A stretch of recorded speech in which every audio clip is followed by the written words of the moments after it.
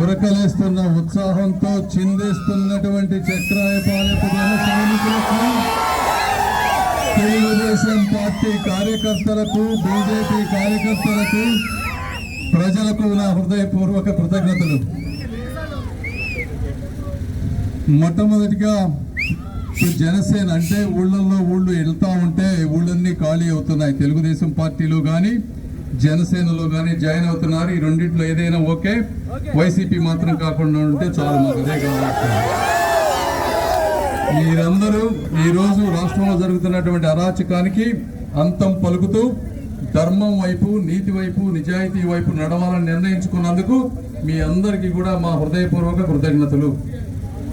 తర్వాత ఇక ఒక్కసారి 2019కి వెళ్తే జగన్మోహన్ రెడ్డి గారికి ఎక్కడా ఇవ్వనటువంటి అత్యధిక మెజారిటీతో 151 సీట్లు ఇచ్చాం. ఈ చుట్టుపక్కల ప్రాంతంలో దాదాపుగా 6 సీట్లు, 7 పార్లమెంట్ సెగ్మెంట్లో 7 అసెంబ్లీ సీట్లుంటే 6 అసెంబ్లీ సీట్లు ఇచ్చాం.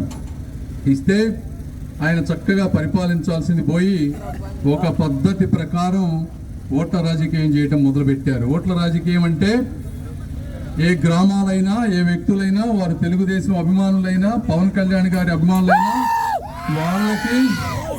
వాళ్ళకి ఫర్టిలైజర్స్ రావు, విత్తనాలు రావు, తర్వాత అభివృద్ధి కార్యక్రమాలు ఏమీ జరగవు. ఆయన అనుకుంటా ఉన్నారు అధికారం శాశ్వతం, ఇది ఎప్పుడు ఇలానే ఉంటుంది అని.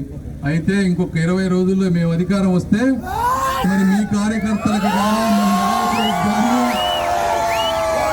మేము ఆపలేమా ఫర్టిలైజర్స్, మేము ఆపలేమా విత్తనాలు, మేము ఆపలేమా రోడ్లు, మేము ఆపలేమా నీళ్లు బ్రదర్ మీ అందరికీ. కాకపోతే తెలుగుదేశం పార్టీ కానీ పవన్ కళ్యాణ్ గారు కానీ విశాల దృక్పథం ఉన్నటువంటి వ్యక్తులం మేము. అటువంటి పిచ్చి పనులు మేము చెయ్యం. అయితే ఒక్కసారి మీరు తప్పు చేశారని కూడా క్షమించి వదిలేస్తున్నాం. మళ్ళీ ఈ తప్పు మీరు చేయొద్దు. ఇది ఒకటి వాళ్ళకి. రెండోది, ఆయన ఏమంటా ఉన్నారంటే ఈ ఎవరైతే ఆయన్ని వ్యతిరేకించారో వాళ్ళందరినీ మీద భూత పురాణం ఒకటి అలవాటు చేశారు. నేను ఒకటే చెప్తా ఉన్నా, జగన్మోహన్ రెడ్డి గారు లేకపోతే మీ పార్టీ కార్యకర్తలందరికీ కూడా జగన్మోహన్ రెడ్డి గారి మోసాలు కానీ, అంబటి రాంబాబు గారి అరుపులు కానీ, రోజా గారి రంకెలు కానీ, నాని గారి బూతులు కానీ తెలుగుదేశం జనసేన కార్యకర్తలని భయపెట్టలేం, బాధ పెట్టలేం, అవి నిన్ను రక్షించలేవని మీరు తెలుసుకోవాలి. కాబట్టి ఇది ఒక సెకండ్. మూడోది సంక్షేమం అని చెప్తా ఉన్నారు.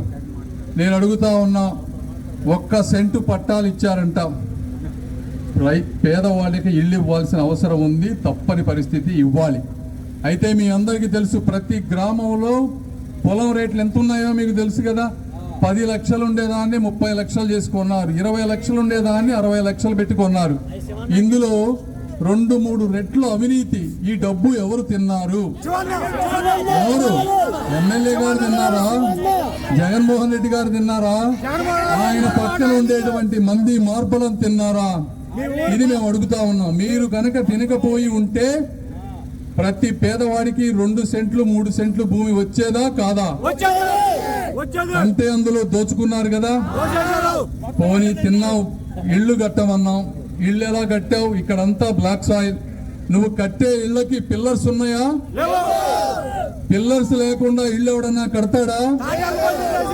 ఇటుకల మీద కట్టి స్లాబ్ వేస్తే ఒక 5-6 సంవత్సరాల్లో అవి కుంగిపోతే, పొరపాటున పేదవాళ్ళు అందులో నిద్రపోతూ పడిపోతే, ఆ స్లాబ్ మీద పడి చచ్చిపోతే దానికి ఎవరు బాధ్యులు? ఇవి కూడా వాస్తవాలు. ఇవన్నీ అర్థం చేసుకోవాలి. కేవలం ఏంటంటే 30 లక్షల మందికి 1 సెంటు పట్టాలిచ్చి ఏదో పిచ్చిళ్ళు కట్టి ఓట్లు సంపాదించుకోవాలని చూస్తున్నారు. ఇలాంటి దుర్మార్గపు అవినీతి ఆలోచనలని మేము బట్టబయలు చేస్తాం. ఇంకోటి చూస్తా ఉన్నాను, మందు.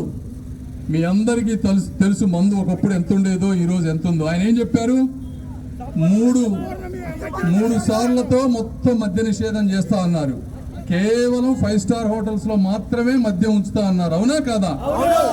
ఈ మద్యం అనేది మహిళలకు ఒక మహమ్మారిలా తయారైంది, దీన్ని తీసేయాలన్నారు. 3 సార్లు తీయకపోగా చాలా కొత్త బ్రాండ్లు అవి. ఆ బ్రాండ్ పేర్లు తెలుసుకుంటేనే అసలు ఎంత మంచి 750 కోట్ల రూపాయలు పెట్టి సలహాదారులను పెట్టాడు ఆయన. 750 కోట్లు. ఈ సలహాదారులు ఈ మందు పేర్లు పెట్టడానికి పనికొచ్చారేమో తప్పించి పేద ప్రజల జీవితాలను మార్చడంలో ఏమాత్రం పనికిరాల. 750 కోట్లు. సజ్జల రామకృష్ణ గారు 150 కోట్లు తిన్నారంట ఇందులో. ఈ మందు 200 రూపాయలు 300 చేసి అందులో 70% కమిషన్ తీసుకొని ఆ అవినీతి సొమ్ముతో ఈ రోజు పవన్ కళ్యాణ్ గారికి ఆ నియోజకవర్గానికి పంపించారంట. ఎన్నో 50-100 కోట్లు. మిథున్ రెడ్డి, పెద్దిరెడ్డి పంపించి ఆయన ఓడిద్దాం అనుకుంటున్నారు. ఇక్కడ లోకేష్ గారి మీద పంపిస్తా ఉన్నారంట. ఇది పరిస్థితి ఈ రోజు రాష్ట్రంలో పరిస్థితి. అవినీతి సొమ్ము వేసుకొని మనల్ని ఓడియటానికి సోషల్ మీడియాలో 100,000 మందిని రిక్రూట్ చేసి పిచ్చి కామెంట్లు పెడతా, మనల్ని తిట్టిస్తా ఈ విధమైనటువంటి దుర్మార్గపు రాజకీయం చేస్తా ఉన్నారు. వాళ్ళు తయారు చేసిన మందు బాటిల్స్ ల్యాబ్కు పంపించా బ్రదర్. ఎందుకంటే నేను డాక్టర్ని కాబట్టి అసలు ఇంత ఫోన్ ఇక్కడ లేదు. ఫోన్ ఉంటే చెప్పేవాడిని, మళ్ళీ ఇంకోసారి చెప్తా. ఒక 4 బాటిల్స్ పంపించా. 4గిట్లో ప్రతి దాంట్లో 3 కెమికల్స్ మనిషికి కావాల్సిన దానికంటే 3-4 రెట్లు ఉన్నాయి, ప్రాణాంతకమైనటువంటివి. ఒక క్వాలిటీ కంట్రోల్ లేదు. పాపం పేదవాళ్ళకి తెలియదు ఇవన్నీ. రేట్లు పెరిగినాయి అని చెప్పి మళ్ళీ వీటిల్లో శానిటైజర్స్ లో కూడా ఆల్కహాల్ ఉంటుందని శానిటైజర్స్ లో థమ్స్అప్ కలుపుకొని ఈరోజు తాగేటువంటి పరిస్థితి. ఇంతటి దుర్మార్గపు రాజకీయం. ప్రజల రక్తం దాగుతూ ఈయన చెప్తాడు పేదల పక్షపాతి అని. ఇది పరిస్థితి. కాబట్టి మన పవన్ కళ్యాణ్ గారు చెప్పినట్టు ఇది అమ్మోపులి స్టోరీ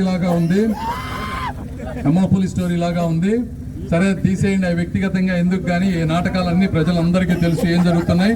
ఏదైనా నేను ఇలా చెప్పుకుంటా పోతే ఇంకో 1-2 గంటలు చెప్పగలను. ఇంక టైం లేదు. మనం 10-20 నిమిషాల్లో ఊరంతా తిరగాలి. కాబట్టి మీ అభిమానానికి నా కృతజ్ఞతలు.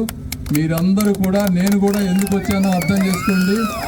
నా జీవితం కూడా తెరిచిన పుస్తకం మీ పక్క ఊరే. కాబట్టి మీ అందరికీ నేను ఎలాంటి వ్యక్తినో, ఎలా బతికానో, ఇన్ని రోజులు ఏం చేశానో కూడా మీ అందరికీ తెలుసు. కాబట్టి అవతల ఉన్నటువంటి వ్యక్తి కూడా మీకు తెలుసు ఎలాంటి వ్యక్తో. మీరు బేరీజ్ వేసుకొని నేను మీకు ఉపయోగపడతానని నమ్మితే సైకిల్ గుర్తుకు ఓటేసి గెలిపించండి. నేను మీకు శాయశక్తులా నా శక్తి మేరకు ప్రతి గ్రామానికి కుల మతాలకు అతీతంగా అందరికీ మేలు చేసే విధంగా శ్రమిస్తానని తెలియజేసుకుంటూ సెలవు తీసుకుంటున్నాను. Thank you. TDP, BJP, Janasena మిత్రపక్షాల కూటమి తరపున గుంటూరు పార్లమెంట్ సీటుకు పోటీ చేస్తున్న పెమ్మసాని చంద్రశేఖర్ గారికే ఓటు వేద్దాం. మన గుంటూరుని గెలిపించుకుందాం.